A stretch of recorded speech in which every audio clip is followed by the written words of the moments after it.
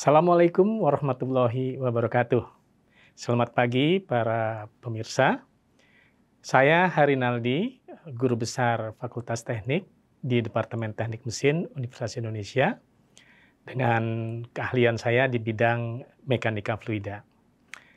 Kali ini saya akan membicarakan masalah yang terkait dengan bidang saya, yaitu mengenai teknologi kontrol aliran untuk efisiensi energi pada rekayasa termofluida. Mudah-mudahan materi ini bisa memberikan gambaran dan sedikit pemahaman mengenai apa itu yang disebut sebagai teknologi kontrol aliran. Diskusinya akan saya bicarakan dalam 3 bagian. Yang pertama, kita akan mengenal apa itu yang disebut sebagai kontrol aliran. Kemudian kita akan bicarakan juga mengenai kontrol aliran pasif, dan yang ketiga adalah mengenai kontrol aliran aktif. Yang pertama, marilah kita mengenal apa yang disebut sebagai kontrol aliran yang dimaksud di sini. Mengapa harus ada kontrol aliran? Pada beberapa dekade terakhir ini, secara global timbul kesadaran dan kepedulian untuk memanfaatkan energi secara efektif dan efisien. Nah, kita tahu bahwa di bidang keteknikan, berbagai peralatan maupun sistem itu melibatkan aliran fluida, baik aliran fluida yang berupa cairan atau liquid, misalnya air, ataupun aliran fluida yang berupa gas, umumnya misalnya udara. Seperti terlihat di sini sebuah kincir angin, ini adalah sebuah peralatan yang sebenarnya bekerja karena ada aliran fluida, yaitu angin. Nah, apa yang disebut sebagai kontrol aliran sebenarnya? Kontrol aliran itu bisa dikatakan sebagai apapun metode atau proses untuk memodifikasi interaksi antara aliran fluida dengan batas padatnya atau kita sebut sebagai boundary-nya. Sehingga dia menjadi berbeda dari sifat dan perilakunya seandainya dia harus mengalir secara natural. Nah, kontrol aliran ini dalam peralatan-peralatan atau sistem keteknikan, tujuannya itu beragam. Misalnya, dia bisa untuk menghasilkan nyala yang efisien pada suatu ruang bakar atau combustor, di mana aliran udara dan aliran bahan bakar itu harus diatur sedemikian rupa. Kemudian misalnya juga untuk meningkatkan kinerja aerodinamika pada desain aerofoil sayap pesawat terbang. Yang lain lagi, untuk menghasilkan misalnya dalam teknologi bangunan, sirkulasi merata pada ruangan sehingga atap-atapnya itu dibuatkan sedemikian hingga bisa menghasilkan aliran yang seragam atau yang merata. Contoh yang lain lagi yang mungkin juga bisa familiar pada peralatan-peralatan elektronik di mana di situ harus ada pendinginan daripada komponennya. Nah, situ proses pendinginan komponen mikroelektronik ini juga menggunakan device atau peralatan yang mengontrol aliran tersebut. Nah, bidang kontrol aliran ini sebenarnya mulai dikembangkan sudah sejak lama, dan pionir daripada bidang kontrol aliran ini bisa dikatakan sudah dimulai sejak awal abad 20 oleh seorang ilmuwan dari Eropa, yaitu Prandtl, yang kita juga kenal mempunyai banyak sekali sumbangsih dalam bidang thermal dan fluid. Nah, Prandtl inilah yang membuka jalan bagi dimulainya perkembangan teknik kontrol aliran modern melalui apa yang dia sebut sebagai teori lapisan batas. Jadi dari situ kita mengetahui bahwa apabila aliran itu berinteraksi dengan benda padat, maka dia akan bisa membentuk berbagai macam rezim aliran dan membentuk berbagai macam juga pola aliran. Nah, dalam dunia kontrol aliran, kita bisa membagi atau mengklasifikasikan kontrol aliran ini menjadi 2 bagian besar. Yang pertama itu adalah yang disebut sebagai kontrol pasif. Apa itu kontrol pasif? Pada kontrol pasif ini, maka aliran itu akan dimodifikasi dalam dia berinteraksi dengan batas padatnya atau bidang yang melingkupinya tanpa adanya tambahan energi. Jadi dia secara pasif saja. Nah, kontrol pasif ini juga sering disebut sebagai manajemen aliran. Bagaimana itu bisa dilakukan? Yang pertama, misalnya kalau kita lihat di sini ada contoh yang paling sering kita bisa lihat di kendaraan, misalnya truk. Pada bagian depannya itu, di bagian atas, dibuatkanlah bentuknya agak sferis ya. Atau misalnya mobil sport di bagian belakangnya diberikan spoiler. Nah, jadi tanpa tambahan energi di sini, yang dilakukan adalah dilakukan modifikasi permukaan dinding. Jadi misalnya dengan menambahkan tadi device atau peralatan-peralatan ya, atau misalnya juga membuat permukaan daripada benda tersebut, dalam hal ini kendaraan itu, dengan permukaan yang bisa teradaptasi atau beradaptasi secara mandiri, ya. Atau ditambahkan device-device yang agak berpisah sedikit, terpisah dari dinding, ya. Misalnya di situ ada spoiler, fin, dan sebagainya. Nah, dengan demikian nanti aliran yang terjadi sekeliling benda tersebut akan berubah, termodifikasi. Sehingga misalnya gaya hambatnya akan berubah, dan seterusnya yang akan mempermudah benda atau aliran itu berinteraksi.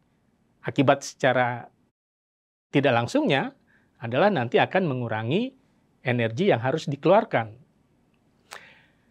Yang kedua, yang disebut sebagai kontrol aktif. Nah, apa itu kontrol aktif? Kontrol aktif di sini adalah metode untuk mengontrol aliran dengan memberikan tambahan energi. Nah, tambahan energi di sini bisa dilakukan dengan berbagai teknik. Misalnya memberikan blowing atau dorongan atau hembusan. Jadi dari bendanya itu ditiupkan, jadi ada energi yang diberikan sehingga aliran di sekitar benda itu akan termodifikasi. Atau dengan hisapan suction, di mana dihisap aliran yang mengelilingi benda tersebut, sehingga nanti sesuai dengan tujuannya, dia akan juga membuat pola aliran di sekitar benda itu berubah. Ada juga dengan yang disebut sebagai jet sintetik atau synthetic jet. Di sini metode daripada kontrolnya itu dengan menghembuskan dan kemudian menghisap secara bergantian dengan frekuensi tertentu, sehingga juga akan memodifikasi pola aliran. Ya. Pola aliran yang termodifikasi inilah yang diharapkan dalam suatu kontrol aliran dengan tujuan yang disebutkan misalnya untuk mengurangi drag dan seterusnya. Sehingga akan terjadi efisiensi energi pada aplikasi daripada benda tersebut. Yang lebih canggih lagi adalah kontrol-kontrol yang menggunakan misalnya plasma aktuator atau juga menggunakan apa yang disebut sebagai fluid osilator. Nah, saya akan memberikan dua contoh masing-masing satu untuk kontrol aliran pasif ya dalam aplikasinya, dan nanti yang kedua yang berikutnya adalah contoh untuk kontrol aliran secara aktif. Untuk kontrol aliran secara pasif, misalnya yang akan saya sampaikan di sini adalah pemakaian apa yang disebut diffuser brim pada turbin tidal. Jadi, kalau kita lihat yang namanya turbin tidal, ini adalah turbin yang bekerja dengan menggunakan arus laut, ya. Nah, secara prinsip turbin ini, ya, dia akan mengkonversikan energi fluida menjadi energi mekanik, ya, berupa gerak memutar poros.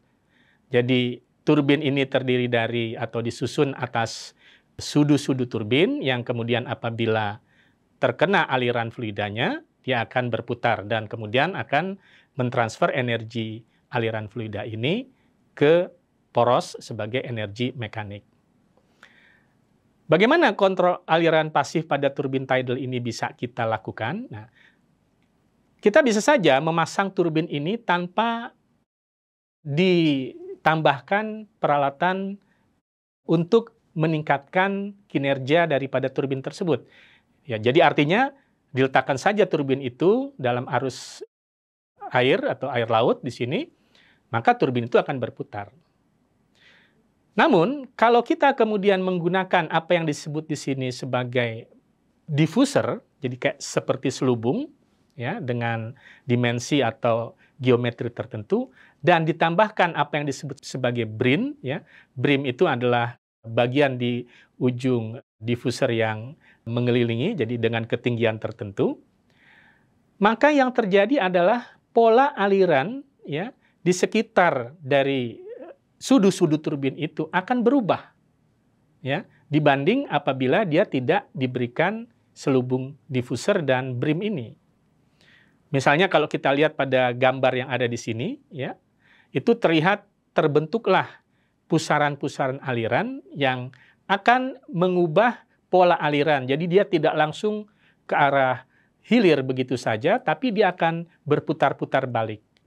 Nah, ternyata setelah diselidiki atau setelah diteliti, dengan memasang brim dan diffuser ini akan terjadi peningkatan koefisien daya atau peningkatan daya yang dapat dicapai, ya.